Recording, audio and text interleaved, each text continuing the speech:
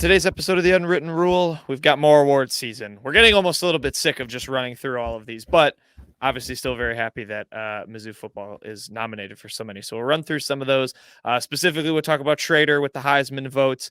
That's obviously really, really cool. And then just some quick hit housekeeping stuff to touch on for football. We'll recap the Kansas game, talk about what we took away from that, because I think it went a lot better than we maybe thought even during the game at certain points. And then after that, we're going to kick it back to ourselves. Earlier this week, we had an awesome interview.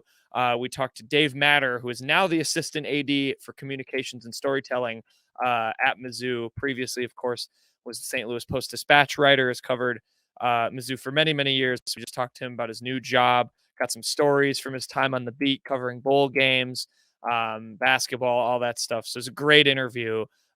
So definitely look forward to getting into that. And then we'll finish with quick hits. Got Ken Sports Shorts, best beats, Dirty Birds. We'll do our fraud rankings. Fun week of the NFL today.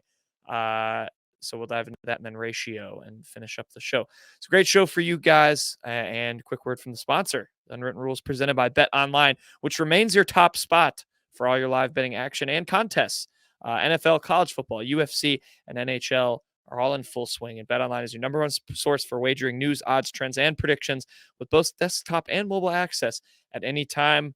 Use BetOnline for my new first non-Iowa beat in a long time. So thank you to BetOnline for providing that. And head to BetOnline today. Use our promo code BELIEVE, BLEAV, BELIEVE for your 50% welcome bonus on your first deposit. BetOnline, where the game starts and the unwritten rule starts right now. Marcel?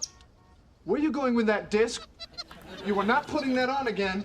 Marcel, okay, if you press that button, you are in very, very big trouble. Attention. Everybody stop what you're doing. It's time for The Unwritten Rule, a Mizzou sports podcast brought to you by the Believe Network, alongside Peyton Haverman and Kenny Van Doren. Here is your host, Jack Knowlton.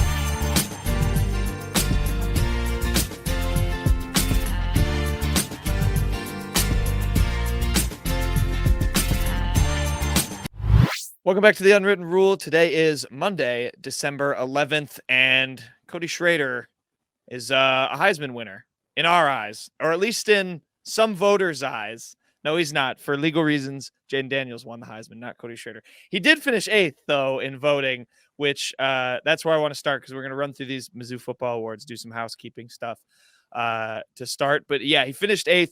Real cool to see him, on the graphic.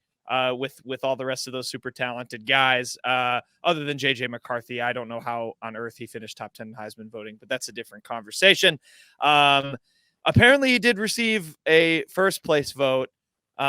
He finished 8th. I know Gabe DeArmond tweeted his votes, and he picked him 3rd, I believe, behind Penix and Daniels. But yeah, I mean, just super cool to see him. Obviously, he didn't end up taking the Doak Walker Award. I wasn't super shocked that it was Ollie Gordon. I don't know if you guys were, but it's still cool to see him 8th, highest, I think, since Chase Daniel, if I remember right, who finished 4th. Yeah, highest since Chase Daniel finished 4th in 2007. Very well earned for Cody Schrader. I cannot believe he got a first place vote.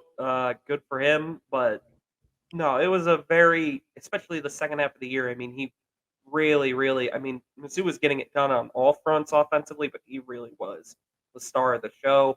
And when the team is winning as many games as Mizzou did this year, that always helps. So good for Cody Schrader. Not surprised that he didn't win the Doak. Would have been cool if he won the Doak, because then we could have said Mizzou had a Doak winner this year, and then Ollie Gordon could have come in next year and won it with Mizzou next year. But that's besides the point. I guess Ollie Gordon will just have to be a 2-time winner, one with Mizzou, one with Oklahoma State. I'm kidding. Obviously, he's not even in the portal. But, no, good for Cody Schrader. He left an unbelievable mark in just 2 years at Mizzou. Unbelievable mark on college football as well. It's more than just Mizzou and what he kind of showed to what the Division II level can bring. And I mean, it's not, we keep saying it, the grass isn't always greener when some of these Division II kids want to jump up a level. Cody was an exception. He kind of shows you for some of those kids that want to be walk-ons and how far they can go. And Cody really took that, and he got his walk-on Heisman. I mean, he won the Burlsworth, and that was an obvious pick that it was going to be Cody for what he accomplished. The one thing I want to throw out there about the Heisman voting, and I thought Callum said this well, I don't think you can tell me that the top 10 players in college football this year were only offensive players. I just think it's always ridiculous. I just hope that there's a trend someday that a lot of these defensive guys, even special teams, we joke about Iowa's punter was one of the best players in college football this year, hands down. And there has to be guys on there that they make such an impact on the team that they deserve to be in that top 10. I'm not saying Cody doesn't deserve to be there, given what he did for this offense this year, but there are certainly defensive players that should have been in the top 10. Trevez Johnson stands out. Yeah. Yeah, well said. So he made it. Him and Chris Abrams-Drain also during that ESPN award show, they did the Walter Camp All-American team. Chris Abrams-Drain and Cody Schrader, both second team members of that. So obviously a pretty prestigious honor as well to be second team All-American for both of those guys. Other awards, Mr. Norfleet, our guy, we're Brett Norfleet podcast. He was a freshman All-American, honorable mention. And then it's a good day to be a Brett, I guess, and play in Mizzou's program because Brett LeBlanc, Kenny, first team long snapper for freshman All-Americans. Brett Norfleet also made the SEC all-freshman team. So congrats to Mr. Norfleet and Mr. LeBlanc. Good day to be a Brett for Mizzou football. Good day to be a long snapper as well. Just for the long snapper community, the ones that are earning their scholarships. And we talked about it a week ago that Brett is now in scholarship for the Tigers. Really cool to see. Maybe the Tigers can become that pipeline for long snappers in the future, just depending on how long Eric Link is with the program. If he moves into a new position someday, maybe others will follow in Brett LeBlanc's footsteps. I want to know what those conversations are like, though, trying to pull a long snapper of that caliber here and kind of tell them, yeah, your parents are going to pay for the first year. Second year, though, we're going to get you on scholarship. Really cool to see for Brett LeBlanc and cool to see for our guy, Brett Norfleet, who was Time Person of the Year after reconsideration from the magazine. He took it from Taylor Swift, if you saw our Twitter account. For legal reasons, that is not true. Congrats, though, to Mr. Norfleet. As first reported by the Unwritten Rule, Time Person of the Year, Time Tight End of the Year. Yeah, good for him. So awards, I think that wraps it up for awards season. We're finally done. I'm finally done pulling up 30 tabs on my Twitter or on my computer to read all of these. That's true. Which maybe we'll do a prediction for when we get to previewing that game. But congrats to those guys. Other things, quick housekeeping stuff. We had transfer, guy leaving Mizzou football. Offensive lineman Valen Erickson is gone. He was in the portal mid-season or entered the portal mid-season. He's now a member of Peyton's NC State Wolfpack. So congrats, Peyton. You got an offensive lineman. Obviously did not appear this year before entering the portal mid-season. Last year he redshirted. So Valen Erickson out the door. I don't know if he was really going to be expected to be in the rotation. I'm not all that shocked by any of this. Could have been. I mean, there's going to be a hole at left guard. The guy that Kenny and I for sure really thought could have taken it, Aidan Ogar, has also moved on. So bit of a maybe like an overlooked need next year could be a guard. I'm sure Drink will be very aggressive in the portal trying to fill that gap. But Valen Erickson, it was a weird situation with him because he was gone from the team mid-season, I believe Power Mizzou reported. Did not ever come back. Wound up entering the transfer portal just before the season was over. Kind of surprised he landed at a Power 5 school just because not a lot of tape out there for him. Obviously, bit of a weird exit for him at Mizzou, but good for him. Yeah, I just want to clear something up for some people that might be a little bit confused. He didn't enter the portal. He just left the program. You're kind of just letting your intentions know that you're going to enter the portal. You can't officially enter until the first week of December, that Monday after the conference championship. So he was just away from the program. We see it all the time. Not saying he got in trouble. We see some guys get in trouble or they just know they're not going to give any impact. They're going to take themselves away from the team early. And that was someone like him where Peyton mentioned he wasn't even with the program for a little bit. I was actually just on his Twitter account, his X account, and I haven't even paid attention to anything what DJ Westlack has been up to. But DJ Westlack got an offer from Arizona, No. Pretty cool to see. Yeah, Also, keep an eye on- LJ Hewitt, who was in a similar situation last year, if you guys remember him, some off the field trouble, cornerback, JUCO guy. He's still taking official visits and looks like he's trying to get back with the team again. I don't even remember where he ended up last season. Where's he been visited? His official visit was with, I don't even know what school this is. It's a University of North Alabama. Oh, Oh, the Lions. Yeah. the Yeah. Purple Lions. Purple. Purple Lions.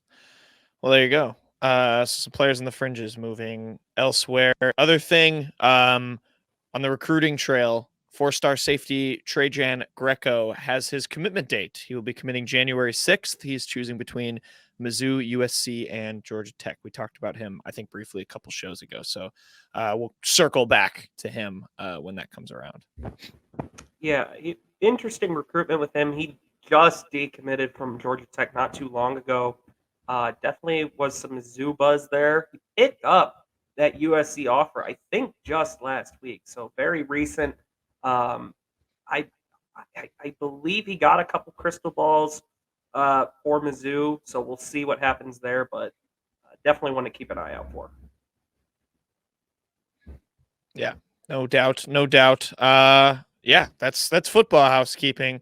Breeze through that. We're gonna have we'll obviously get into the bowl game as that kind of creeps closer. I'm getting excited. I bought my plane tickets down to Dallas today to getting geared up for that. And we're gonna have a I guess we can say now, but we're gonna have Max on to preview. We're gonna do a basically a pick'em of every bowl game leading up because they start, I think, this coming weekend. So we're going to pick every single bowl game. So we're gearing up for that bowl season in general, as well as just for Mizzou. Okay, switching gears, men's basketball time. Had a big game to recap. Of course, the border war, Mizzou, Kansas, over in Lawrence, Allen Fieldhouse. The place was rocking. I mentioned this in the Dave interview, which we'll get to, but I kind of think it's, Mizzou fans can appreciate, as college basketball fans, the atmosphere at Allen Fieldhouse while still hating Kansas. I fully believe that. So I'm going to acknowledge the atmosphere and move on. Mizzou men's basketball comes up short, though. 64-73 loss to Kansas in a game that it's a loss. Obviously, losses aren't great, especially to your arch rival. But especially compared to how much this team lost to Kansas last year, I know it's not the same Kansas team. This was a good game for Mizzou men's basketball. I thought they looked good at times. There were some spurts in there that weren't great, obviously, but to only come away with a 9-point loss to the number 2 team in the country, still a very good Kansas team, I thought was pretty damn good. What were your boys' takeaways from watching this one? I know people may not be a fan of this take, especially because it's one of the biggest rivalries in college basketball. I don't think there's any dispute about that. It is unequivocally one of the most hyped games of the year, especially when both of these teams are top of their game. But I come out of that game, moral victories I've always felt like are absolutely a thing in college sports. Like, they're not a thing in professional sports. In college sports, when you're trying to build up a program, trying to build up a recruiting base, trying to rebuild a fan base, there are such things as moral victories. And I think this game ultimately can be considered one. I mean, it wasn't just the last 2 years. It was really cool to see the rivalry back, obviously, especially last year. They came to Mizzou Arena. The atmosphere, all three of us were there. It was just, I'll never experience something quite like that again. But it wasn't even a game like 6 minutes in each time. I mean, it was not even close. And, at this year, I've said this a million times, probably going to be Dennis's least talented team he ever has at Mizzou. He's really trying to just make it work, pieces together. And he was without Caleb Grill, who really, the last few games, had been starting to tick upwards and really had been an aggressive rebounder. They could have used him in this game. But Mizzou showed something they hadn't shown the last few years. That was, they showed some damn fight in this game. Like, they got out to that big 15-6 lead. I loved when Tamar Bates hit that crowd silencing three. He was like cursing up a storm, just like firing everybody up walking to the bench. I really the last 5 minutes of the first half completely lost the game. There's no denying that. Mizzou let Kansas go on a 20-2 run to end the first half. And yes, it's always not great to have to say you take those 5 minutes away, Mizzou wins the game. But they really did, for large stretches of this game, win it. Like, they were the better team the first 15 minutes of the game and the last 10 in particular. So, I mean, you didn't get a lot from a lot of people other than Sean East. Aidan Shaw, I thought, had nice moments. Nick Honor had a bury the tape game until the last 5 minutes. But they were still in it. They were in a position to foul Kansas with 2 minutes left because they were still in the game. And that's something. It's not great that we have to take that away right now, but it's something. You talk about winning the middle eight as well, and that really plays into what you're saying. And they just lost it at the halfway point or right before halftime. Just it got away from them. And I mean, I don't know if a lot of people noticed this. Mizzou outscored Kansas in the second half by 3 points. I mean, it was almost a stronger finish, even though that they did fall short of 9 points. I thought it was a little bit of sloppy play, even though in the first half there was a lot of like loose balls and turnovers. Even when they were up by 9 points, it just felt like there was just not a lot of cohesiveness going on. And they got lucky a few times and they just played well right out of the gates. And the one thing is just a lot of people, you talk about the moral victories as well. It's kind of like what the expectations were into this game. We talked about it. We were just hyped last year that this game was happening, that it was coming back to Columbia, that we felt like Mizzou could have beaten Kansas. Going into this year, a little bit more reserved, thinking about it a little bit more, that the matchups probably didn't favor the Tigers, and it didn't in the end. But when you look at the expectations, a lot of people might not like that. Looking back at what the media said, the Tigers did pretty well. I mean, you covered. That was something too that you think about, is that a computer projected you to lose by more, and then the Tigers did a pretty good job of keeping this one close near the end of it. Yeah, I liked this game. I mean, I thought like Peyton said, they showed some fight. There was a moment when I thought this was going to get really, really ugly, and it didn't. They turned it around. A little side note, I think this also speaks to, this is not the same Kansas team as it was last year. There was some stuff I saw from them that worries me greatly if you're a Kansas. That should worry you greatly if you're a Kansas fan. But who's listening to a podcast as a Kansas fan? No one. So getting back into Mizzou, I thought it was a good game. I think it once again kind of vindicated the starting lineup that Dennis Gates went out there with. I think he's found it. We talked about that already in East, Carter, Shaw, Honor, and Bates. No particular order 1 through 5, but those are the 5 on the floor. I thought Connor Vanover was a super good bright spot in this game. 9 points in 18 minutes off the bench. He looked competent down there. He was making good reads, especially offensively. He's a really nice roll option for Sean East when you can just, have him set kind of a soft screen, roll off of it, and lob it up to him. I thought that was really productive. My main frustration, I thought the fight was really good. I thought the energy was really good.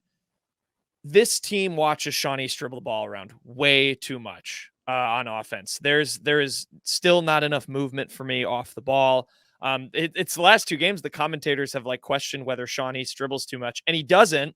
He has to be the creator, but so many times I'd watch him dribble into the lane, circle around and look for someone, and the rest of them would either be standing, it'd either be Noah Carter double covered in the paint and the rest of them standing around the 3-point line, not getting open. So that's something I want to see improve. But Sean East kind of emerging as a guy who can handle all of these environments and be this leader for this team, I think is good. And there's a lot of still positive stuff, especially, with just the energy, the effort. They only had, if I remember right, 11 bench points. 9 of them were for Vanover, and they had 2 from Anthony Robinson. So there wasn't much help from a normally pretty deep team this outing. So, I think that'll improve, hopefully. Obviously, a lot of these young guys are going to be pretty nervous in an environment like that. I thought Anthony Robinson still played well despite what happened. That was a learning moment with KJ Adams. The commentators said he was only going 80%. He thought he had a free layup. You got to know there's a guy running down your throat who's at least going to foul the hell out of you, if not block the shot. So overall, I thought it was good. Some things for me still on offense to pick up. I will say, of just the younger guys in general, not just the freshmen, but Aidan Shaw was up and down in this game. The highs were really high for Aidan Shaw. I thought he was the only one in the first 5 minutes a game that was really, really like awake on the boards. Like he was very aggressive. I really want to see that Aidan Shaw all the time. I mean, he had even towards the end of the game, I mean, that big layup he had. You see the player Aidan Shaw can be. And you just kind of have to remember it's going to take a little time for him. He had a sequence where, I mean, he was sagging off KJ Adams, and I know that was the intention. They put all hands on deck to stop Hunter Dickinson, and they largely did. I didn't think Hunter Dickinson played a fantastic game, but they sagged off KJ Adams. KJ Adams in Aidan Shaw's face just 3 times in a row hit a push shot, like right in the lane. Aidan Shaw finally broke that streak with an emphatic block, but I mean, it was up and down for him. And I didn't think was all that great. I did notice a couple times in the first half he got kind of beat, but he's a freshman. There's going to be growing pains. Trent Pierce, man, if that 3 for him, that open 3 he has on the right wing falls, I mean, that's a 5-point game late in the second half. It's just not there for him right now. Hopefully he can get there. Hopefully all the young guys just keep growing. This was a very good learning experience, I think. And ultimately, they moved up 3 spots on Ken Pom for this loss. That's how quality a loss it is, I guess, is the way to put it. I wanted to take another look at some of those depth guys who we've been talking about and guys that got into this rotation late into the game. Only 2 guys were in double-digit minutes off the bench, and it was Trent Pierce. Peyton just went into detail about him, and Connor Vanover, of course, with the 18 minutes. Kurt Lewis played 9 minutes in this game, and I wouldn't have been able to tell you that it was that high, in my opinion. He didn't take a single shot, though, in this game. He had 2 assists, and that's all on his line. Anthony Robinson did play 8 minutes, but 3 players were at 3 minutes or less, and Carolero Butler and Mabor Mayock with 3 minutes, and 1 minute. I mean, it feels like the rotation's getting a little bit smaller when you kind of look at it, break it down by the numbers. We're still trying to find out, who's going to be, the main guys off the bench. Because you look at Kansas, we've looked at other teams, only 4 guys coming off, and you're just finding that those guys to put out the same rotations and maneuver guys in that are going to be impact players going down the stretch when you get to SEC play here in a couple of weeks. For me, I think I've got my leading 2, and I think for me it's Ant and it's Connor Vanover, because I do think, and I'm going to steal this take from our friend Max Baker, who he went to Mizzou too, and when in our group chats when we talk about these games, he thought this team looked the most competent in the paint when Connor Vanover was in there, and I think that's true to some extent. I think when Noah Carter is on, he's the best player to have out there. As Mizzou's bigger, at least to start games. I like Vanover coming in off the bench, but playing 20-ish minutes. I think that's good. And then Ant, I mean, of the young guys, he is easily the most SEC ready and big game ready. So those are my main 2. It is kind of funny that Kurt Lewis is just sort of there. I'm never mad when I'm never that mad when Kurt Lewis is on the court, but I'm never oh, Kurt Lewis has got the ball. Here we go. Something special is going to happen. But you sometimes need those guys. This is doing Trey Gamillion a little bit of a disservice, but that's kind of what Trey Gamillion was. I mean, it was just a hustle guy. He's scrappy. He had a little bit more. Yeah, I don't think he's as scrappy as him, but I definitely get it. He's in that category of guys that, Peyton just wrote in our chat, almost like Anton Brookshire from 2 years ago, the last year of Konzo's tenure. I remember when Kurt Lewis was being recruited, I was pretty excited about it. I mean, another guy coming from the JUCO route. I was too. Good history there. He's a scorer. We just haven't seen it yet.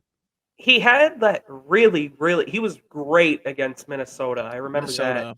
And he has moments where it's okay, I see what they're trying to get out of him. It's just the shot. The offensive game has not been there for him, which is really surprising. But just to the Vanover point, I do think, though, when it's him and Carter in, I think it's better off to just have Vanover down there. I mean, he, in the second half, really, really showed. I mean, he was just swatting. It wasn't just blocking shots. I mean, he was using his length to just deflect passes. He was really good in the second half. I mean, a lot of the team was. Ultimately, I just think the team in general is going to benefit pretty greatly from this loss. They went into, we can hate Kansas all we want. That's a top 2 environment in the country, maybe. And they Mm. did not look deterred at all. They fought back. They just didn't. They don't quite have the guys yet, is the thing. I got one last thing to mention about this game before we move on. We'll talk about it again next year. Parker Brown got into this game 5 minutes He off the did. bench, 2 blocks, 2 points, or 4 points, excuse me. That's tough to see. Kind of makes you a little angry that he's on the opposite side now. I loved Parker when he was Not a with little the angry. It did make Tigers. me angry. I Did hated make you seeing angry. that. You hated seeing it. Wore the 42 for the black and gold. Now with his brother's alma mater at Kansas. 2 last notes here. We mentioned a little bit earlier. Caleb Grill will miss 5 to 7 weeks starting with the Kansas game due to a wrist injury. Quote here from Dennis Skates. Unfortunately, Caleb suffered an injury to his wrist on his non-shooting hand Saturday after a hard fall. I'm happy to report that he had a successful surgery earlier this week, is on track for a 5 to 7 week recovery with a chance of returning sooner. As a key piece of our team this season, Caleb will certainly be missed, but we look forward to him making a full recovery and contributing to our success during the second half of the season. Yeah. That's a bummer. I mean, like his energy would have been great in this one. I know Gabe joked, that it was like he should just come in and like hound Hunter Dickinson, which would have been Tamar nice. Bates was And Hunter doing that a Dickinson, little like, bit. who was? Tamar Bates, I noticed, like, Kenny Oh, mentioned yeah. it too. Like, after Tamar got fouled and just threw up a random shot, Hunter Dickinson's try-hard ass just swatted it away and then got up in Tamar's face, and Tamar just, like, didn't even look at him and just shoved him off him. There was a moment where Hunter Dickinson was getting very hot in that game. I said this, and I mean this in the most enduring way to Tamar Bates, but he was ready for something to break out in that game. He would have been first into the scrap. And he was one of 2 players, I believe, on the team that had played in Allen Fieldhouse. He played there with Indiana. He looked he looked just like so happy to be in that hustle of an environment. Like that, his celebration after that 3 that put them up 9, I mean, that told the whole story. Yeah, Could be if something that fuels the fire too. Maybe we'll see that from Tamar Bates when we get into some of these more SEC actions on the road. Big games for him. Definitely, Yeah, I he's think fun. he's been the best of the transfer pickups. He's fun, and he's a guy who I think Missouri fans are going to rally behind for sure. So yeah, not sad. That's my final takeaway. I'm not sad. I'm not super upset, and that's I think like Peyton said, obviously you want to see Mizzou improve on that and beat the hell out of this stupid school, but you got to take what you can get right now from Dennis. It's only going to get better, so we'll see. Only other note on men's basketball. A name that has long been associated within the circles of Mizzou men's basketball recruiting, at least if you're, a friend of ours, or at least 3 of us, a name we've known for a long time, Mr. Aaron Rowe. He is committing. He will announce his college decision live on the On3 Recruits YouTube channel, December 12th, 4:15. He is picking the 4-star point guard between Tennessee, Kansas State, and Mizzou. Of course, went to Tolton, has been a name at Tolton for a long time. Shout out to Chase Madison of KOMU, formerly of KOMU fame, friend of the show. Has been very much on the Aaron Rowe hype train. Was at Tolton, went to Link Academy. He's now playing at Tolton again and is very good. 4-star point guard. So we'll see. Obviously, he's got the hometown connections being at Tolton. Yeah, I will never ever say for sure that this guy is coming to Mizzou after what Ryan Wingo did, but Aaron Rowe, I mean, he's coming off a visit from last week to Mizzou. Drew King, a friend of the show, who very rarely, if ever, put in a future cast for I totally just blanked on his name. Cut this. Aaron Rowe to come to Mizzou. So this looks good. I mean, Tennessee and Kansas State, I don't believe he's visited either one recently, so pretty good spot if you're Mizzou. Yeah, I'm going to look that up actually because I think it's in the last 2 months that he has been to both. Christian Riley Dutcher, who's a part of the Mizzou beat, the Missourian beat, posted about it. So I'm going to go find that real quick. The only thing I want to add is that the Tigers have a history of getting some big guys that attended Father Tolton once or twice in their career. maybe it'll be a little bit better than the last one that was really hyped coming out of there. Let me find the stories. You guys keep talking. I He's talking can't about Michael think of. Porter Jr. Peyton. Oh, he is talking. I forgot Yeah. Michael Porter Jr. Come went on to now. Bolton. My bad. Yeah. I like that's part of the reason. Like we're I guess de-aging ourselves here, and that we're a little bit younger. We missed Michael Porter Jr. by a year, and like I'm We almost missed 3 games. glad I did in a way, because like I would have been so sad if I had been a freshman when he had been a freshman and all excited, and then just no, he's not going to play at all. Yeah. Here it is. Rowe visited Tennessee officially in October and unofficially visited Kansas State in September.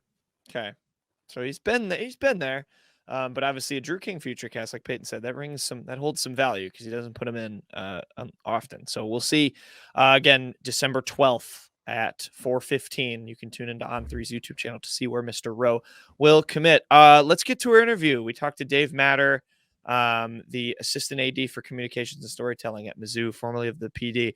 Great interview. We love talking to Dave. We definitely want to have him back on another time. So we will get you to that. Okay, we now welcome on a very, very special guest. He is the assistant AD for communications and storytelling for Mizzou. You might also know him, of course, from his work covering the Tigers for the Post-Dispatch. He's published books, done a bunch of really, really cool stuff in the Mizzou coverage sphere. Most importantly, he put up with Kenny and I on the football and men's basketball beats last year when he was back with the PD. It's Dave Matter. Dave, thank you so much for joining us. Welcome to the show, and just diving into things. I mean, you're in this new role now. Just how has it been for you, and what have you gotten to do so far in the new role? Yeah, well, thanks for having me, guys. It's been awesome. Every day is I tell people every day is a little different. Every day is an adventure. We move at a really, really fast pace. I've never worked in politics or the White House, but it kind of feels like one of those TV shows about the White House where everybody's just kind of running around and doing their thing. And it's been. I feel like I've kind of started completely over with my life or professional life, and it's been awesome. Like I don't regret any choices I've made. Part of me though wishes I would have done this maybe earlier, just because I'd be a little bit younger and have more time to do it. But man, I absolutely love it. I think the big reason it's not just the work, it's the people and the people we have in this department, starting with Desiree and our senior staff that I'm so fortunate to be part of. That part is just awesome. We're being what I was doing for a long time. I was working in a home office in Columbia, remotely from the Post-Dispatch newsroom, and you're basically almost like you're working for yourself because you don't really have interaction with the people you work with other than phone calls and text, emails. So I did miss like being part of a team, and here is completely different because you are on a team. You are surrounded by everyone you work with, scattered across different departments. Like and that part I love because you feel more alive. I mean, there'll be days where I'm sitting in my office and Dennis Gase just pops in. He wants to talk and see how I'm doing. And whether it's a coach or another administrator or, maybe a student athlete, like that part is really great. And I just really love the people. I can't say enough about everyone I'm surrounded by. That's awesome. Yeah, we all love that video from your first day when Dennis popped in. He's like, here's the new guy. You're being a Mizzou guy, being from Missouri, working at 3 different newspapers now, and then now you can be a fan again. What is that kind of like, going from being an objective writer to actually, working in 4-year school? That it took an adjustment. It really did. Just because you train your brain for 25 years to react to things a certain way, just being objective. And, even when you're covering the team, you can still enjoy seeing other people have success. When you cover coaches for a long enough time, whether it's, Gary Pinkel or it's Tim Jamison or it's, Coach Martin in basketball, Coach Pinchton, if you're around somebody enough, you can and respect them. You enjoy seeing them have success. There's nothing wrong with that. That's a lot different than openly cheering for the team, which now you do when you work here. So that part was a bit of an adjustment. My wife would make fun of me. I would go down, and during football games, I go sit with her and my kids for a quarter or so, and like we'd score a touchdown, and she'd be like, you're allowed to cheer now. You can clap. It took me a while to physically like be able to do it because you're just trained not to for so long. I will be honest, my first day we had a staff meeting and I accidentally said they instead of we, and everyone kind of looked at me funny. So that part, again, you gotta retrain how to talk and how to write and just the mentality and the mindset. I think after probably a month, it came more natural. But it was, and I anticipated that too. I knew going in, like, this is going to be a little different. Also, I had to buy a completely new wardrobe because we wear school colors at work. Doesn't necessarily have to say Mizzou, but you wear black and gold or at least some neutral colors. And I didn't really have any of that at all. So Mizzou did help me out with that a little bit. I could get some nice stuff when I started. So yeah, it's a transition, but it's been a really natural transition. Yeah. And I'm curious because you said earlier, like, you honestly wish you had maybe taken the role that you have now a little bit earlier. So I'm curious, like, what kind of made it feel like when you took it back in August, what made it feel like that was the right time to make the jump to what you're doing now? And what has the transition just kind of been like? I don't like go back to what I said. I don't like regret staying at the Post-Dispatch for 10 years or staying in sports writing as long as I did. I'm enjoying this so much more now. I would have enjoyed it whether I started in August or whether I started a couple years ago. But I think more of it's being a part of this team and the way that we have this department set up right now with Desiree now being in her third year. But I'd been thinking for a while, just like, hey, at some point, am I going to want to make a career pivot? Do I want to try being a sports writer covering this program for this outlet? Like how long can I go doing this? And there certainly were people at the Post-Dispatch who, made really long careers there, whether it's the late Rick Hummel, or Jim Thomas, who just retired this past year. There's been others. And I wasn't sure I wanted to stick around that long. I enjoyed what I was doing. Absolutely. I got to do really cool stuff, kind of make my own hours. Go to games all around the country and around the SEC and write about them. But I wasn't sure, like, hey, is this going to last forever? I mean, you can see, where the industries were going. And, I wasn't worried about my job, but I didn't want to be in a spot where one day I would be worried. So, like, is it worth making a pivot? And I turned to 45 this summer, and I thought if I'm going to, it's probably going to be easier to do at 45 than it is 50 or 55. So if something comes up, something that makes a lot of sense for me and my family, where I'd be happy, and I think I could also, be able to use whatever skills or expertise I have, let's give it a shot. And, it started very organically with a conversation with Desiree over the summer, not about coming to work for or anything like that, just about how life was going and personally. And we just got to talking, and it turns out some things that I thought about wanting to do professionally, filled some needs that they had at the time. And, the ball got rolling and it turned into this job. So it worked out great. And again, I wouldn't have made the switch to work for anybody or anywhere. This was all about her and her staff and being part of what she's doing, her vision, her energy, her leadership. I wanted to be a part of that. And that was just seeing it from the outside. Now that I'm on the inside, I know I made the right decision. Yeah. I kind of want to double down on that. I mean, she's done such an awesome job, and, the way she's endured herself to the Mizzou fans, and just, the work she's done with all programs. Now being on the inside, I mean, what's that been like, just working with her a little bit more personally? Obviously, she made sure to be present for journalists and stuff too, but what's that been like, and what are kind of some of her goals, if you can share, like, just some of the stuff she's doing to improve Mizzou's programs all around? Well, it's everywhere. It's everything we do. There's such a high standard here, and it's inspiring. We don't talk about challenges. We talk about opportunities all the time. And, whether it's trying to grow the fan base and grow attendance, whether it's trying to improve our fundraising, whether it's being student athlete driven and giving our student athletes the best opportunities they can have, not just in competition and in the games, but academically, socially, all those things, the NIL space. I mean, all of those things are so important to her. And when you see how hard she works, the energy she puts into it, it makes you naturally want to work harder for her, because you don't want to let her down. You want to be everything that she is in the way that she goes about the job. And you can pick up on that on day one. And there's a really, really strong culture here. Now, I have nothing to really compare it to because I've never worked in college athletics before. I've always been on the outside, but now I'm on the inside.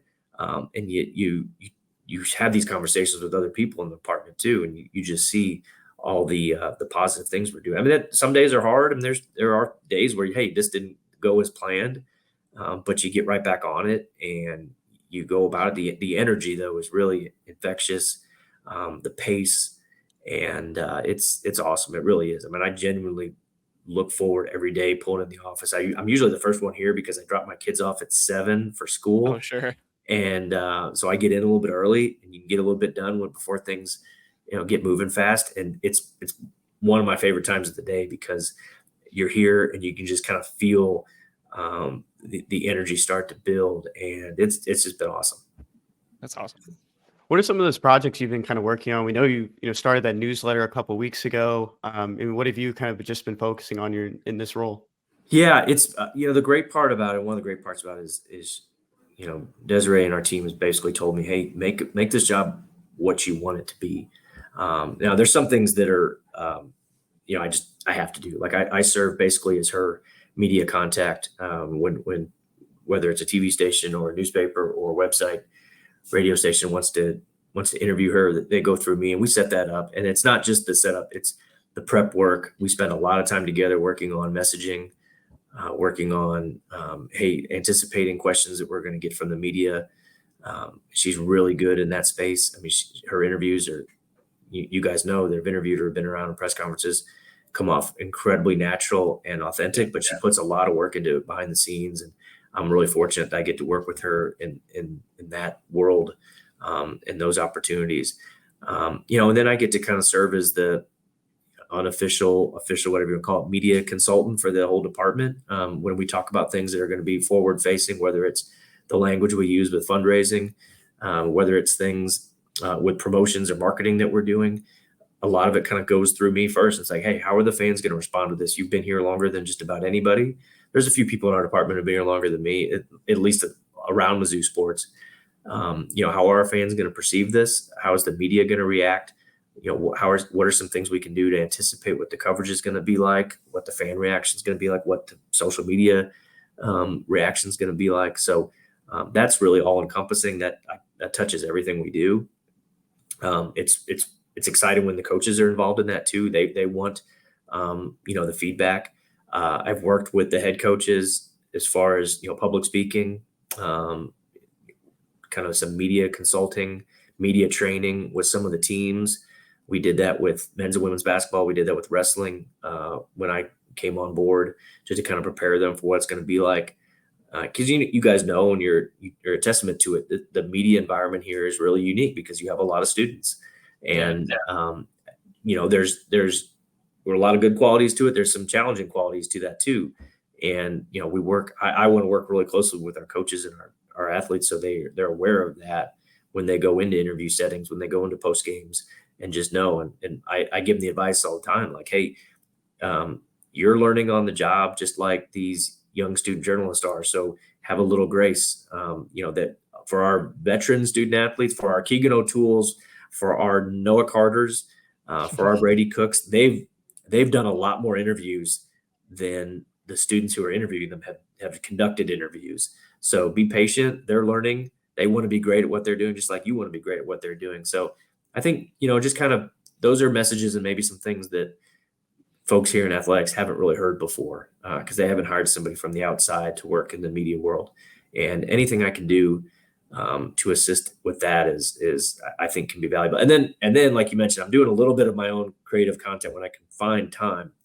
which is ironic because we're talking about this now. We're recording this in the afternoon. I have not finished my morning newsletter yet, so it's going to be a little disingenuous when it goes out because it's probably not going to come out in the morning. But I've had a lot of fun with that. We've had really good reactions to that. And then after the holidays, probably after the bowl game, we're going to launch a new podcast in our podcast network we have here. And I'm going to co-host that. We have a co-host lined up, not ready to break that news yet, but it's somebody I'm really, really looking forward to working with. Someone else that works here in athletics. So exciting stuff. They've given me a really broad platform to how to make this job what I want to make it to be. Yeah. And I know you talked about how the energy and just the environment you work in now is so good. And I'm sure the football season has only kind of helped aid that. I mean, 10-2 this year, you mentioned it earlier, another bowl game. And this is probably a step up from the Gasparilla and the Armed Forces. They're in the Cotton Bowl against Ohio State. What has this football season really done to help energize the entire school maybe? And just how has that impacted your job? Yeah, it's been incredible. I mean, I can't take credit for the best season after they hire me. We've had in a while, but no, it's been really great because part of it too is a lot of the folks here in our department haven't been here for a football season like this. We experienced some of this early in the SEC, absolutely in the late years of the Big 12 when we were winning 11, 12 games. And this has the same feel. Now it's different for me because I'm in a different role, but the seasons feel very similar. You have these magical games that people are going to remember for a long time. You have players that are going to be, I don't use the word legends, loosely, but they'll be fondly remembered for a long time. Certain plays, 4th and 17, the 61-yard field goal, all these things that people are going to remember for a really long time. And you add the great play on the field to, I think, what the fan experience has become on game days. And I credit that to Desiree and her team, our team, and the things that were put in place to enhance that game day experience. You add it all up and, we're kind of in the business of creating, eternal memories of going to games. And, between the fan experience and then the games and the job that Coach Drink and his team have done, I hope we've done that. Like, I hope that people remember this season for a long time. Now, I hope we have another great season in 24 and 25 and 26, but I hope this year is remembered as one of those just magical seasons. And I think it will be. I think you just add in the personality of the players, the narratives, that have unfolded before us. Add it all up, and man, 2023 is going to be remembered for a long time. Yeah. I like that answer a lot because the three of us got we all graduated, and so we're back home now. But we all went back for homecoming, and we for sure noticed that with the fan atmosphere standpoint of like just how much louder it was, how much how many people were showing out, and yeah, I think it's definitely could be remembered as the year that kind of ignites the spark, like you said, for where this team could go. Moving forward. Yeah, I had a good, yeah. I'd not cut you off. I had a good friend come visit who used to work here in Columbia with me in the media. He's been away for over a decade. He's a big LSU fan. So he came in for the LSU game and he goes to games in Baton Rouge all the time. And he was absolutely blown away by the atmosphere and not only just how it stood up against other places in the SEC, but how much better it was when he was here, more than a decade ago. And I've heard the same from Mizzou fans that just haven't been back to games until this season. They went to the Florida game or the South Carolina game for homecoming and just couldn't believe, the stuff that we did with Truman jumping out of an airplane and parachuting and the music, everything that Tony Daniel and his team have done as far as just the in-game experience and getting the players to come back and hit Big Mo before the game. I mean, now you've got players like campaigning to be able to do that, whether it's Chase Daniel or we had James Franklin and Matty Mock do it. It's just awesome. Like you just add it all up. And then, you have a 10-win team on the field with all these engaging, incredible players. It's been really awesome to have, kind of a front row seat too. Definitely. I want to ask too, going back down the the road of your journalism career. I mean, you're a published author. You've written books. I want to ask just what it was like to co-write that book, The 100-Yard Journey: A Life of Coaching and Battling for the Win. Working with Gary Pinkel on that project. Just how was that for you? I'm totally curious. Just writing that it and was putting a that together. career and personal highlight. The relationship I was able to build with Gary through that process was the best part. I got to spend a lot of time with him just these last couple of days. We were in Las Vegas for Jeremy Macklin's Hall of Fame induction. We took down a team of 4 of us from the department. We took him out to dinner Monday night in Las Vegas. Jeremy and his family, Coach Pinkel and his wife were there. A couple other former coaches from Mizzou staff were there. It was incredible. And it goes back to relationships. It goes back to the interactions that you have and how you can build on that and how those last over time. And that's what I was able to create with Gary. Now, I didn't have that relationship with Gary when I covered him on a daily basis. Now, we knew each other okay. He wasn't super, engaging with the local media as far as just on a personal basis. He got great to cover. He was interesting. He was good with his time and all of that. But we weren't exchanging Christmas cards or anything like that. And then when we wrote the book, I pitched him on the idea of, hey, would you like to write a book? And if you do, I'd love to write it with you. And it kind of like this job at Mizzou, it just kind of developed over time, really quickly. And, we went to work on it. And I spent a lot of time over at his house in Columbia, probably 2 days a week for a couple hours a week, doing interviews. We did it chronologically. We outlined the book chronologically. Let's hit on all these different notes in your career. And we would spend a day basically on each, not chapter, but each period of his life. And then I would go write then, and I had to write in his voice, which I thought would be hard, but it became pretty easy. Like when you cover the guy for 15 years, you guys know it. Even if you're doing it for 1 year, you know how these guys talk. And so I tried to figure that out, get it on paper, and then we would go through the editing process. And we did it really fast. I mean, we only had a couple months to do that thing. So it was really a really rewarding experience. And then to get to promote it with him, go on the road, we went all over the state to a bunch of events and book signings and things like that. So we formed a pretty good friendship. It was really, really cool. I want to, ask something, pivot here back to some of these bowl questions. And, Gary was the coach last time Mizzou was in the Cotton Bowl. Before we got on here, I wanted to know if you could tell us some of those stories from other bowl games you've been to. Do you have a story of like one of your favorite, experiences covering a bowl game? And then one that's like, will always stick with you probably because it wasn't the best experience. They're not all of them are great. Sometimes you go to these stadiums that haven't hosted a game or a big game all year long, and some mishaps happen, and you tend to remember those. I covered a handful of Independence Bowls in Shreveport, Louisiana, which is a lovely place. It doesn't always get the best reputation of college football fans because they think you're stuck going to the Eye Bowl in Shreveport, but I've covered a few, and those were interesting. There was one time where a ceiling panel during the game might have collapsed, and it might have been repaired in the middle of a game while we're sitting there writing, and right in the middle of the, I think, second half. That was interesting. Oh, it was raining outside too, so it was raining on us while we were writing. That was exciting. Liberty Bowl a couple years ago. It was on New Year's Eve. The gates might have locked on the reporters before we got out. That was an interesting evening as the fireworks were going off around town. Insight Bowl also got locked out. I think that one we actually had to climb a fence. It was a pretty high fence to get out of there. That was interesting. The Cotton Bowl is one.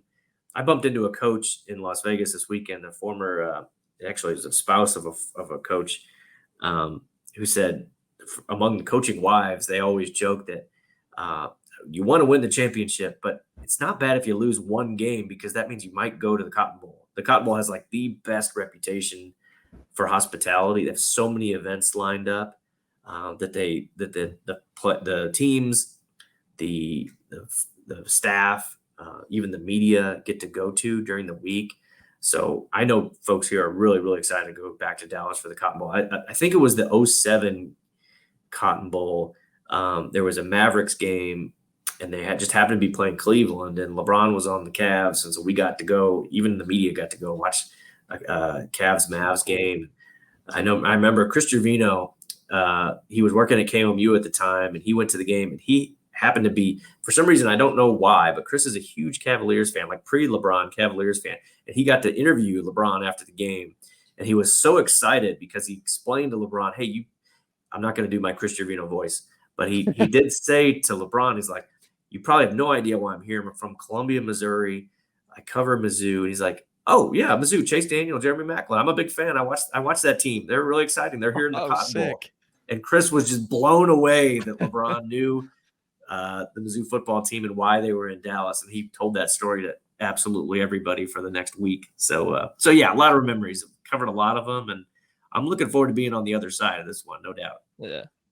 Is it kind of suck at all that, I mean, your last bowl game on the beat ended up not happening, though, because you didn't get to make it down to Gasparilla? I did not, no. So it was crazy to try this. I tried to do the bragging rights game at night, and I had a really early flight in the morning to Tampa out of St. Louis. And, of course, that ice storm hit, and I stayed the night in St. Louis.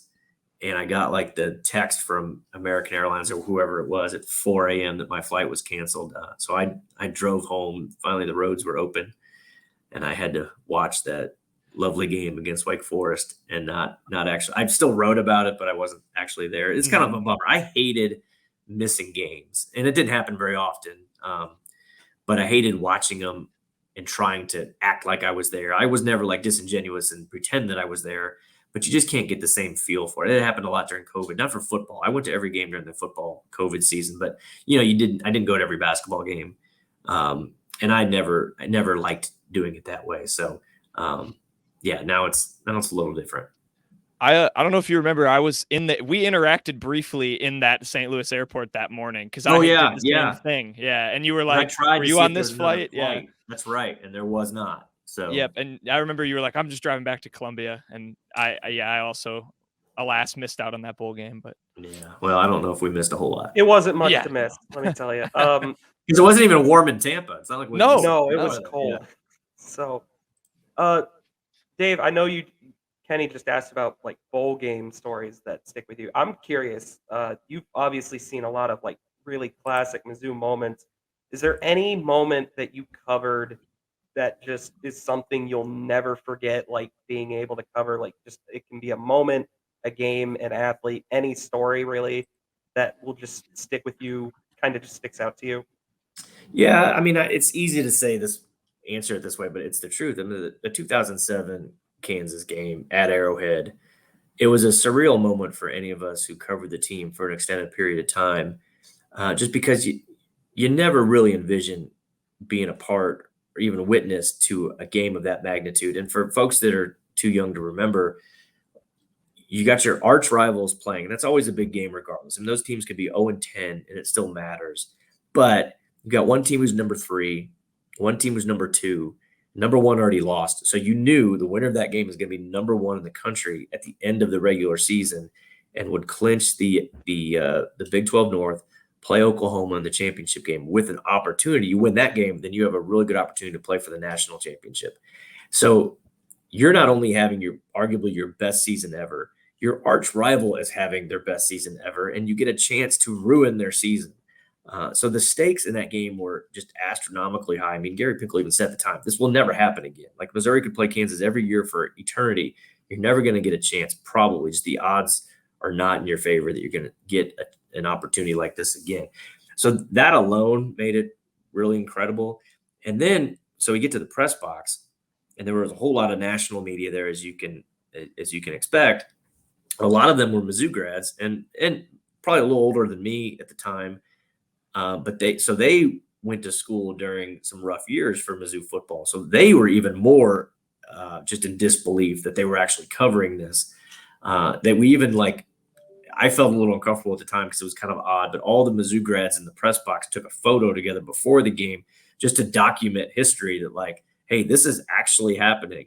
So folks like Pat Forty and Dennis Dodd, and then those of us that were on the beat, we all took part in that picture. It seemed weird at the time, but just covering that game, then going down on the field. I went down for the last couple minutes, and to see coaches and assist and players And just the fans were just in like a state of shock because you knew when you win that game and when the score went final that you are the number one team in the country. Missouri doesn't get to say that very often.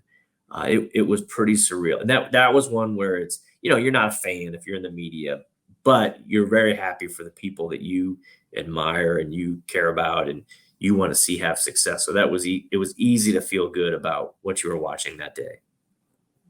Yeah, that's awesome. I mean, that game, even I know we're a bit younger, but it even still sticks out like watching the highlights of it. Like Oh yeah, everyone go back and still watch goes it back to sometime. It's incredible. It's also just an incredible game because it was. Mhm. I wouldn't say back and forth because I think we had control of most of the game, but Chase Daniel was incredible. Denaro Alexander was incredible, and also that was like the most penalized game in Mizzou history. I think we had 13 penalties. Oh wow. And still won the game against Still a won. really good Kansas team. I think that just everybody was so jacked up for it. I had the conversation with somebody just today. We were talking about the Heisman. If the Big 12 championship game, it worked against Chase because if the vote was taken as soon as that game was over, I think he wins the Heisman because he just beat Kansas to go to number one. He had an incredible game. The crowd was chanting Heisman at him, but he had to go play Oklahoma. Whereas Tim Tebow, who I was just in Vegas this weekend for his induction ceremony, he didn't have to play anybody because Florida didn't have a great season. They didn't win their division. So he sort of benefited from not having that extra data point on his resume where Chase did. And, things didn't go great against Oklahoma and he ends up finishing fourth. But just a little interesting thing. That's another thing that was on the line that day in Kansas City. Yeah. I got a fun one here. Just kind of my last one. When you kind of look at, some of these players that have, been through the Tigers, program in a lot of these sports, and you kind of talked to this earlier, a lot of guys are campaigning to come back. They want to be part of this program. Do you see any guys, really stepping into a role with the program moving forward as some guys out there that have really wanted to come back and just work for the team? I don't know about that. Most of the ones that I interact with are off doing their own thing with their families or their careers. I think they just and shout out to Loretta Jones in our department here. She runs the Letterman's Club, which is basically our alumni relations department. So she's in contact with the student athletes all the time, the former ones who come back and either have reunions or have, 5-year, 10-year reunions of championship teams. She organizes who's going to be out there hitting Big Mo before the game, which has become a real thing, a real part of our pregame. And she organized Jeremy's weekend that are part of it, taking him out and hosting him for dinner this weekend. And I think that interaction, that care that we show for the former players, and it's not just the stars too, it's guys that were walk-ons that want to come and kind of relive the glory days. I know Coach Pinkel has been really appreciative of the things that we've done for this year. We did a 10-year, moment for the 2013 team. I think they just really love, especially when we're winning too. They want to be part of it again. They want to be appreciated and remembered. And that goes for all those guys. I had a blast seeing. So at the LSU game, that's when we surprised Jeremy with his name on the Ring of Honor. He had no idea that we were doing that. Nobody did. I think the only people that really knew outside of our department, Coach Pinkel knew, Chase Daniel knew because he was going to be part of the ceremony. And that is it. We kept that thing a secret. And it was so touching for Jeremy. And it was awesome to see how surprised he was and shocked that we put his name on the stadium. And it was so cool too. I really loved the fact that so Sean Weatherspoon was going to be the other one. Sean is like Jeremy's best friend. Mm-hmm. He was going to get to pull that tarp off of the wall where his name was going to be. So we're heading down to the field. Chase knew that he was doing it. I got to tell Spoon. I said, Spoon's I don't want to say favorite. I'm going to say he's tied for first. He's tied for first with my favorite guy I've ever covered. And he's just the most incredible guy. I said, Spoon, listen, you got a job today. He's like, what's that? I said, see that black tarp on the wall over there? He's like, yeah, what's that? I go, what do you think's under there?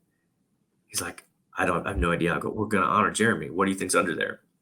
And he didn't answer me. He just started crying, like right there. Like we're on the field. Like we're driving. The team's out there driving. We're in the end zone. I'm like, yeah, you get to pull off half the tarp. Chase is going to do the other half.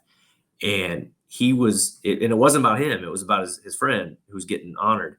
And he's like real tears. So just to see how much these guys care, about each other and about the program. I mean, it was just incredible. It was a really cool day. We lost the game. That part sucked, but everything else was great. Yeah. Who was your favorite? I know you said he was tied for your favorite person to cover. Chase is up there. Chase Daniel was great. We had a good relationship. Marcus Golden was awesome. Just a great guy. He reaches out to me. When I got this job, he was one of the first people that reached out to me to just tell me congrats. Cool. So many. Offensive linemen, some of those guys are real characters. There's so many of them. AJ Ricker, I really enjoyed him. He's now TCU's offensive line coach. Man, there's a lot. I see him now more often because of my role. I'm kind of walking around the stadium on game days.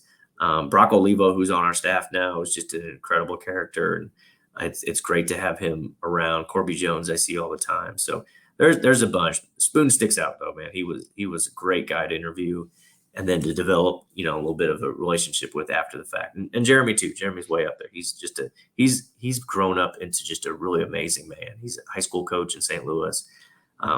Again, like I said, spent time with his family this weekend in Vegas, and it was a really good experience. Nice. Yeah. And then my last, it's one serious one and then one really quick fun one. I know you can't probably reveal much. There's not even renderings or anything, but people are very excited about all the new facilities that have been announced, like all of that coming, the new north end zone scoreboard, the potential for what that could all bring.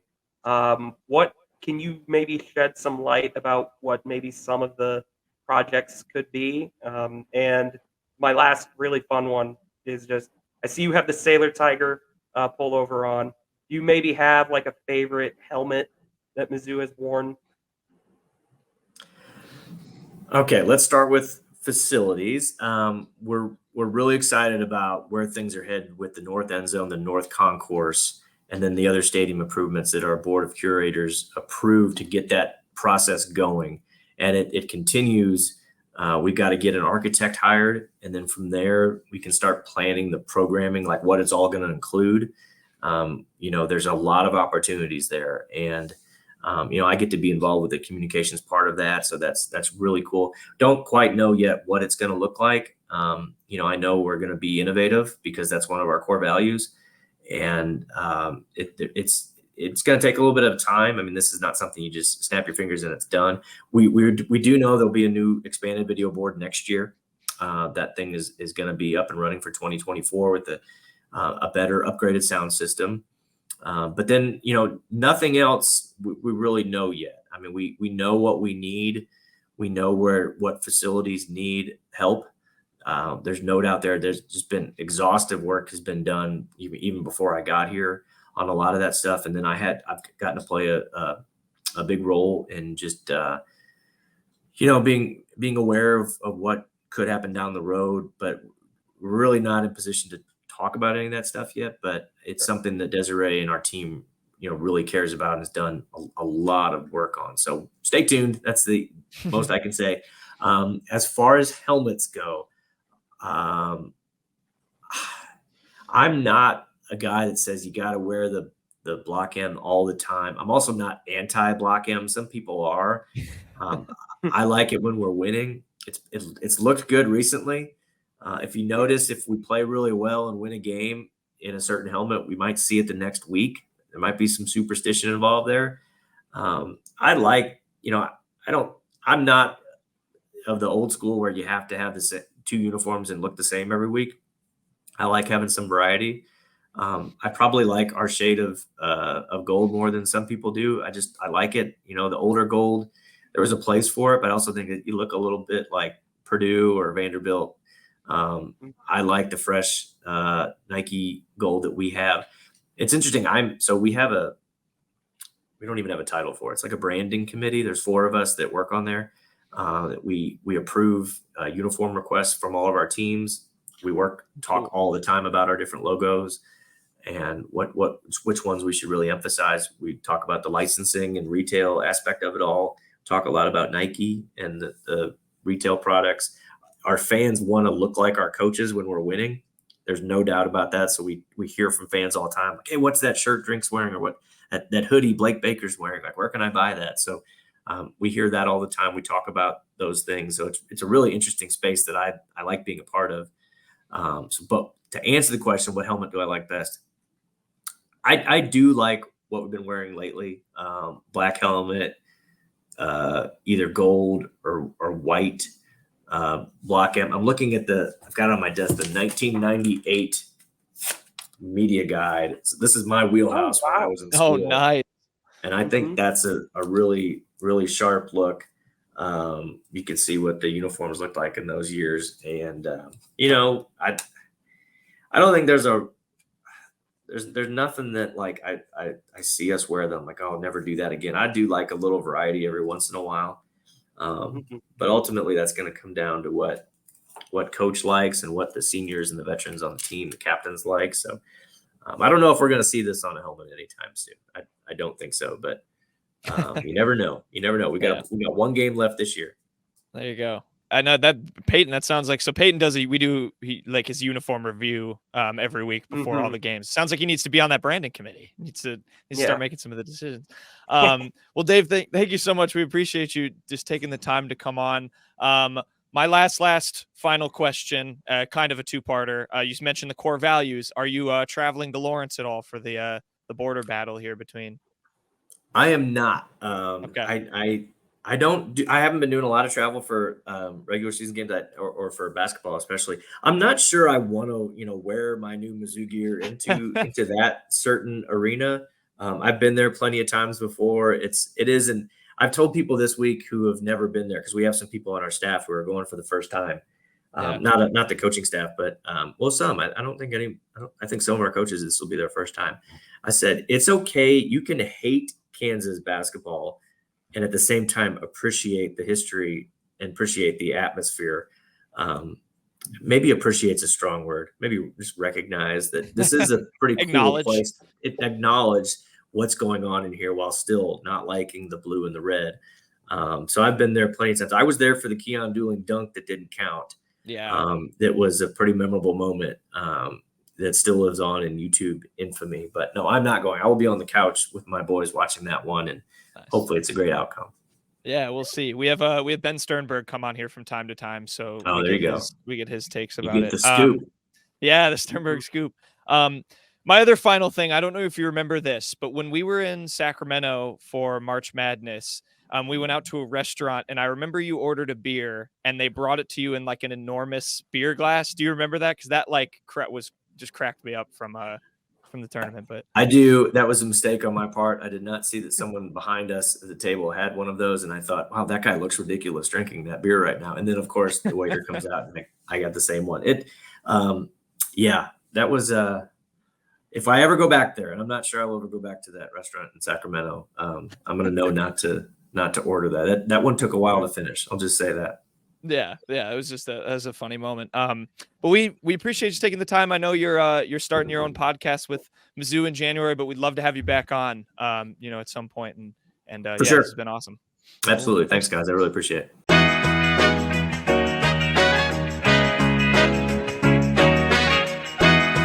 Okay, quick hits time.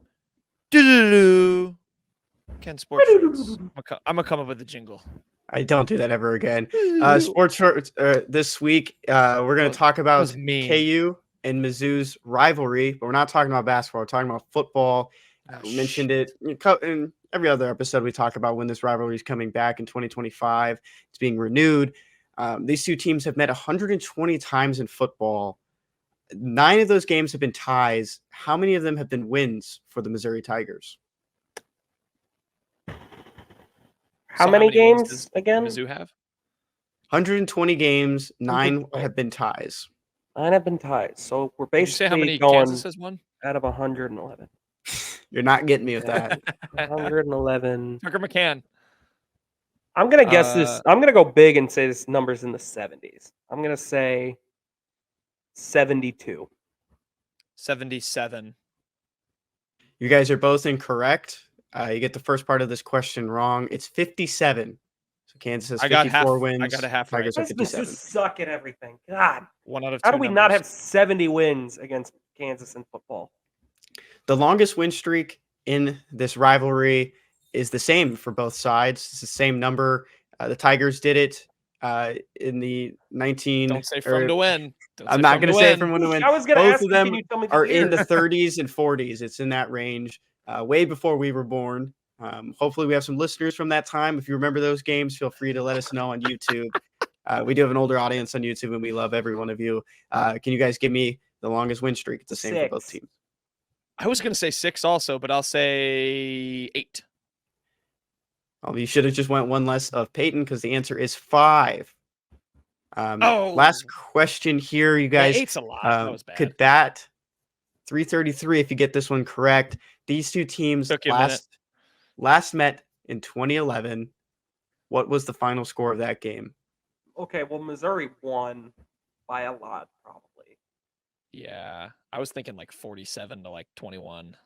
Okay, that's too much, I think, on both sides. I'm going to go 42-21. That's my guess. That's wrong. Mizzou wins 35-7.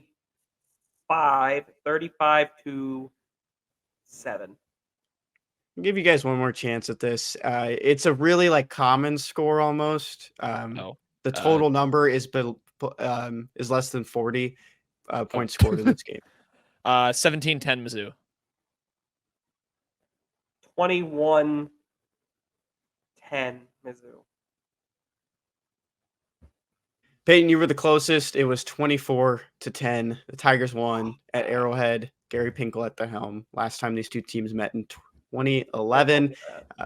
These two teams are going to meet again in 2025 when the rivalry be renewed. And that's going to do it for Ken Sports Shorts. I hope everyone at home got it right and made our two guests for this show look a little silly today.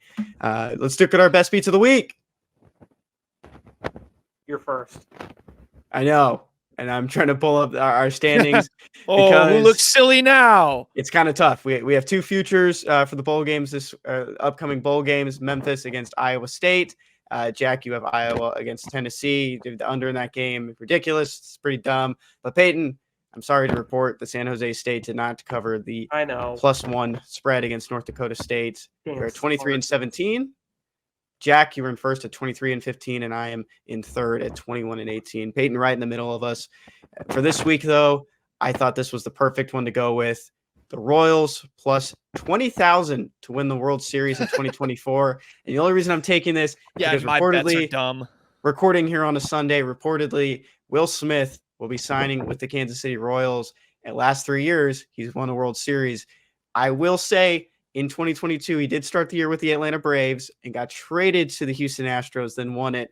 So if you want to wait until August to make a bet, maybe throw in a future when you get to August, whatever team he might get traded to. If he doesn't get traded, I'm thinking he could go 4 for 4 with his old team, the Kansas City Royals. This is as good as lighting money on fire. I mean, this is abhorrent to bet on this.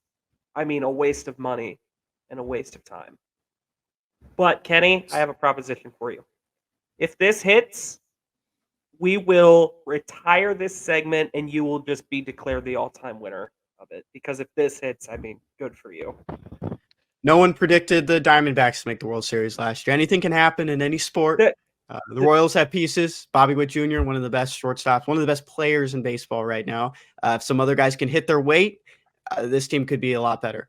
Yeah, Samon Taylor, Michael Massey, really just riveting pieces on that Royal squad. Samon Taylor's in AAA, so thank you for naming a minor leaguer.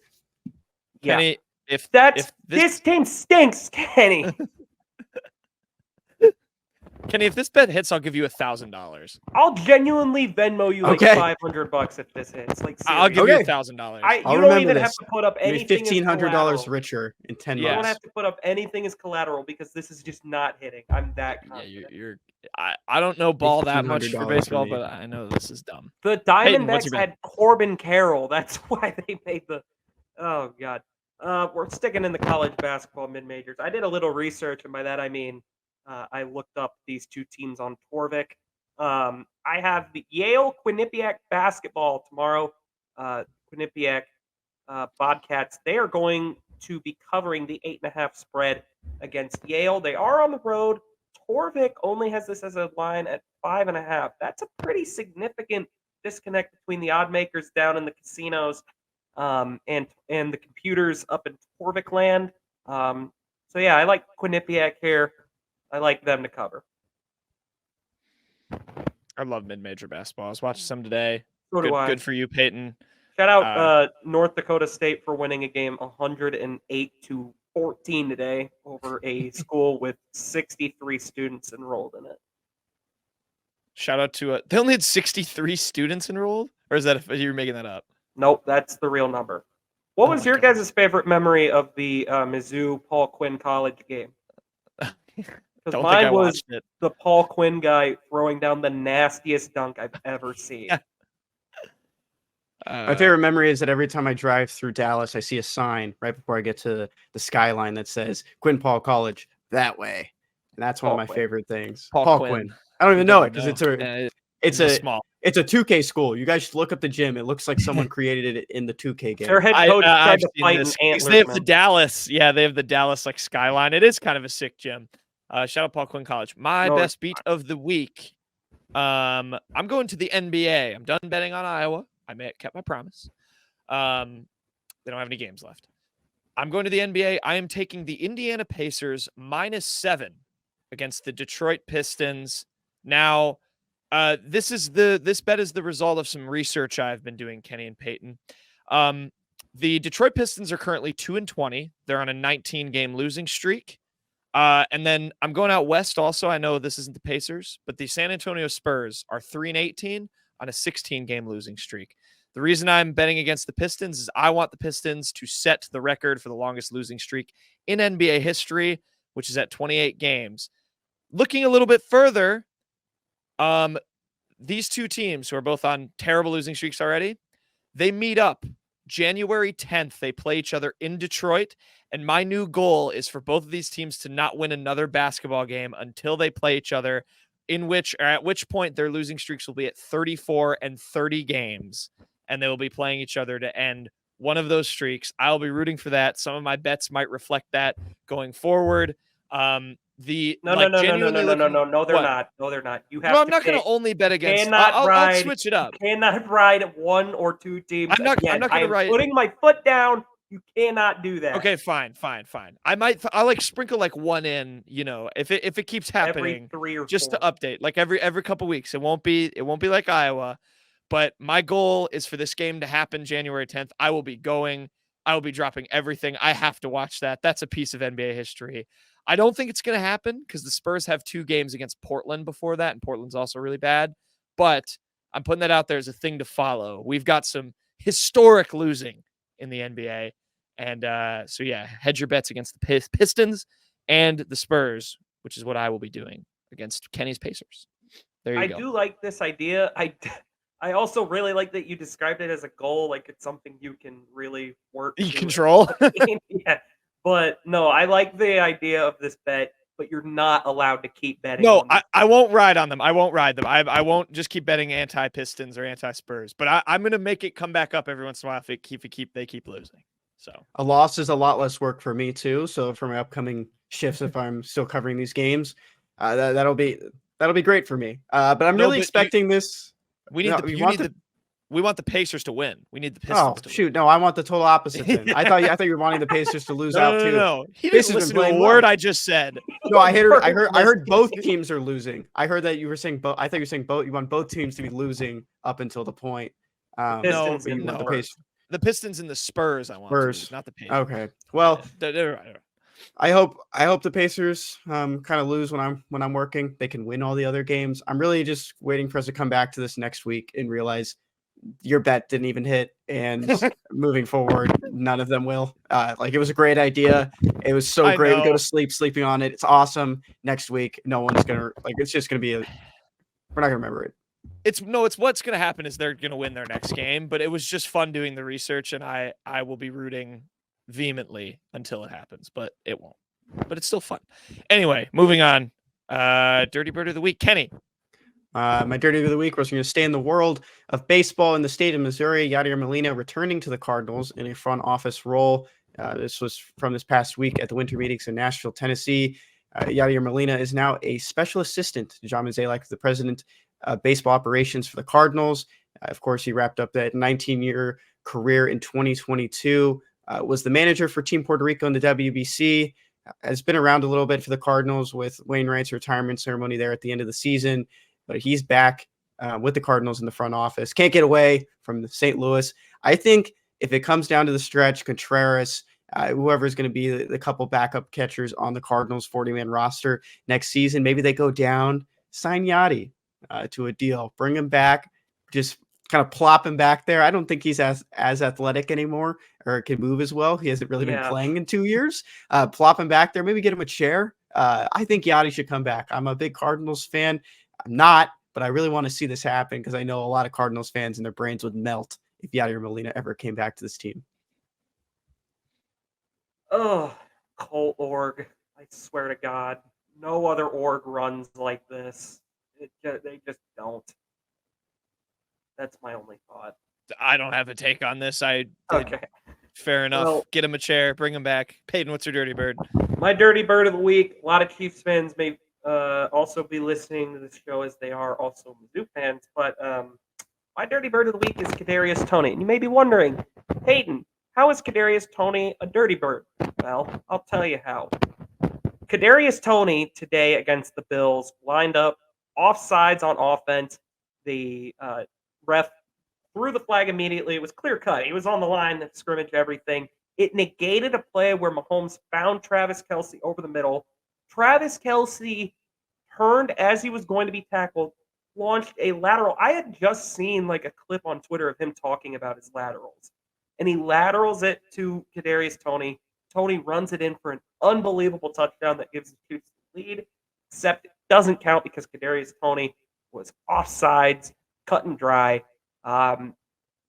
Toney then does not play another snap. He's on the sidelines looking dejected, all of that. And the Chiefs lose. They don't pick up the first down. Andy Reid says like the ref should have told him, even though it's not really the ref's job. It's really Toney's job to look at the ref and be like, hey, give the whole thumbs up. Patrick Mahomes had an insane quote about how the negated offside play not only impacts the Chiefs' chances of winning that game, but Travis Kelce's Hall of Fame career. So all that happened. It was really insane. You can find that clip on Twitter. It was some crybaby stuff. So yeah, that's my dirty bird of the week. He did all of this after playing the Eagles in the Super Bowl last year. That's how it's. That's ridiculous. I was waiting for that. I didn't care about any of that stuff. I just want to know how you got the bird connection. They're going to say like, oh, he flies like a wide receiver, like a bird. That's dumb. Jack. Yeah. Considering we're going to talk about it in our next segment too, Peyton, look at the script. My dirty bird of the week. I'm going back to the wide world of the SEC. My dirty bird of the week goes to a South Carolina fan or a South Carolina subscriber to the Big Spur, which I believe is South Carolina's 24/7 page. This comes from Message Board Geniuses on Twitter. This South Carolina fan hopes to get his family a wide receiver from Vanderbilt for Christmas. The post, screenshotted post reads as follows. We've decided as a family to not do Christmas presents this year, but instead we will donate that money to NIL. My 12-year-old son made me so proud when he looked at me in the eye and said, "It's the only way we can beat Coach Drink, Dad."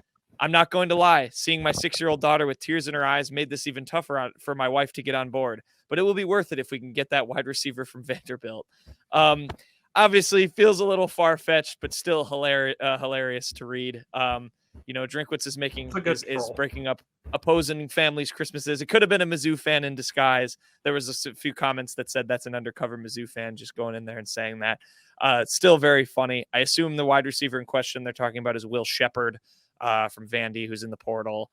But yeah, I mean, Drinkwitz, he's setting the standard in the SEC and making kids lose out on Christmas in favor of NIL deals.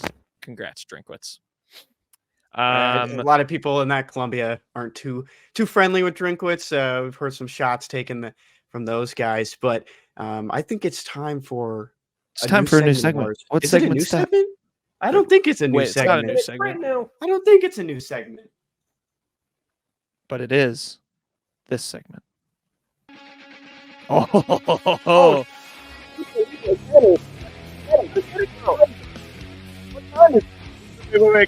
What time is it?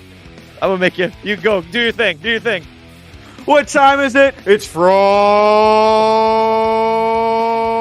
ranking time. We're going down to the great city of New York, where the New York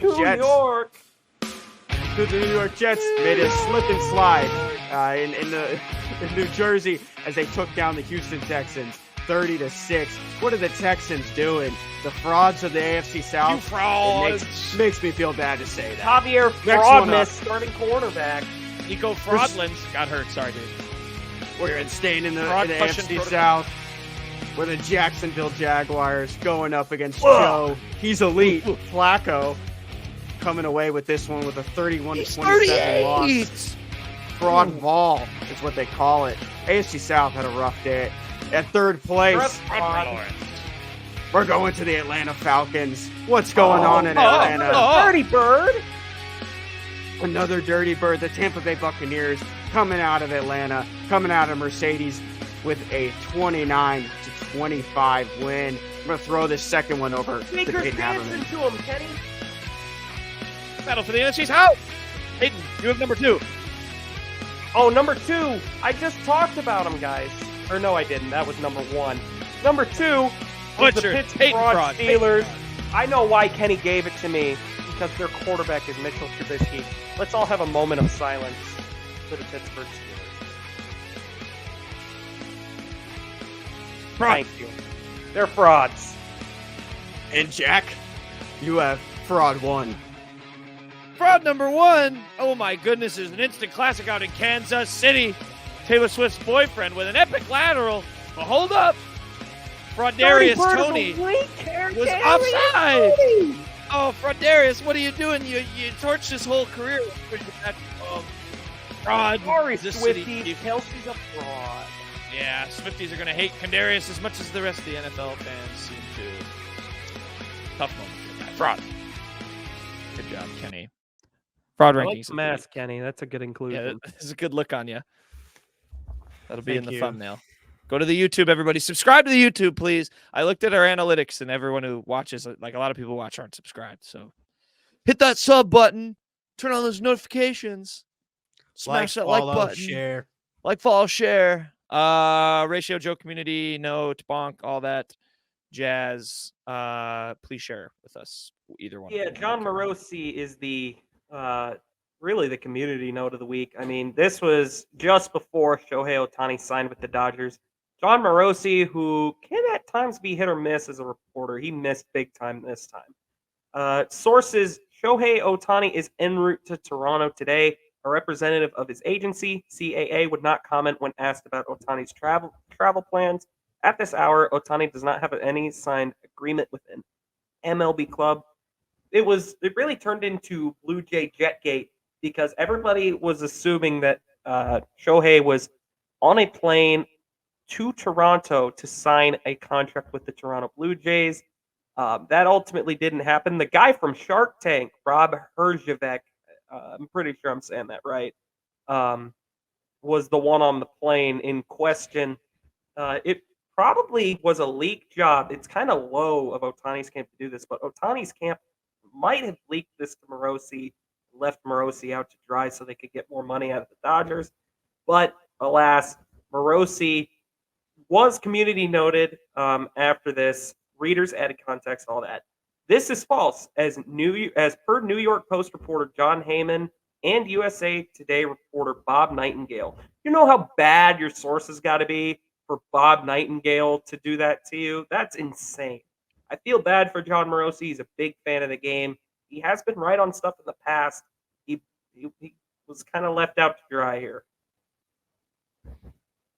Yeah, tough. The only thing I have with Ohtani is I keep seeing all this stuff about, like, there was one I saw today that, like, the Dodgers could have paid every NFL running backs like salary with the amount of money they gave to Ohtani, and like the baseball teams that their entire payroll is a third of what his pay is. All that stuff, like, is that kind of valid, or is that like I mean, he got paid an I know he got unbelievable- paid a gazillion dollars, but like, is that true? Is that like disparity, that significant in baseball? It's pretty bad between the Yeah. teams and the don't. I mean, I saw this tweet and I can't attribute it. It was from someone in the Pittsburgh media. The Pirates in the last decade had spent $717 million total on free agent acquisitions, and this was obviously $700 million. Right. So a salary floor may not be the worst thing for baseball. I'm normally one that doesn't like to suggest stuff like that, but it might be something that needs to come to baseball. Got paid like an elite pitcher and an elite hitter. We'll see. All right. That'll do it. Peyton, do you want to find a joke? Sure will. You know what, Kenny? Just for you, I won't use one from the Today Show, okay? Oh, that's nice. But those How are the about best that? jokes. That sound better? Okay, this one comes from our favorite TV series, The Today Show. Guys, why'd the roofer go to the doctor? Why did the roofer go to the doctor? Because he had shingles. I Shingles leads to chicken pox. was gonna say, wow, that's like no, it's the other way. Chicken pox leads to shingles? Yeah, I think because I never think had it's chicken pox you get when you're. Me neither, but I think it's what you get when you're little, and then you're like you have the thing for it. That I makes think more that's how it sense. works. 'Cause shingles I was is- making fun of like a real disease. I'm not surprised they use that. Fair enough. I don't know, Getting man. real Check it on out today's now. show. Big Al Yeah. Roker. Big Al. All right, that'll do it. Hope everyone enjoyed Unwritten for Monday. We'll be back Friday. Going to be a little bit of a different show. Like I said, we'll have Max on. We're going to do the big bowl game. We're going to pick all the bowl games. We'll have a little ticker, keep track of all our picks. Just do some nice bowl season celebration next week just for everyone to enjoy. So until then, everyone have a fun and safe week.